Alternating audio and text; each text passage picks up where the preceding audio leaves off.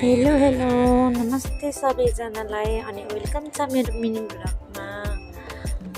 अनि यो चाहिँ मेरो मिकी माउस चाहिँ सानो बाबु खेलेको कति रमाएको छ के हो, नडराउने के खेल्न चाहिँ पुरा हुन्छ नि आफ्नै पालामा माथि चढ्ने अनि खेल्ने अनि रमाइलो गर्ने के लास्ट राम्रो लाग्छ के मिकी माउस भनेपछि। अनि यहाँ चाहिँ हाम्रो मम्मीले हेरिराख्नु छ कि मेरो नातिनीलाई कसैले हानिदिन्छ कि भनेर के माया त नि है।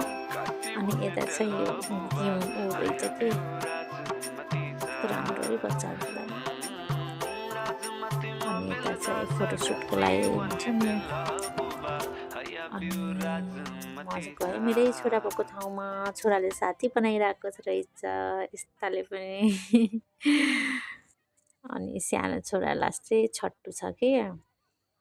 अनि मेरो ठुलो चाहिँ छोरा चाहिँ अलि उ छ के, बोल्न पनि अलि लाज माने जस्तो गर्छ, सोझो पारेको छ तर त्यति सोझो चाहिँ छैन। मम्मी चाहिँ यहाँ पोज दिइराख्नु छ।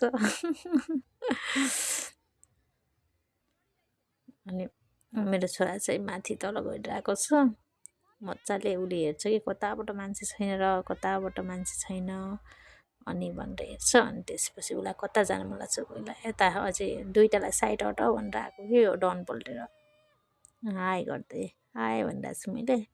उसले चाहिँ हाई मम्मा गरिरहेको थियो। अब हेर्नु कस्तो आउँछ त, पुरा आफ्नै उमास के।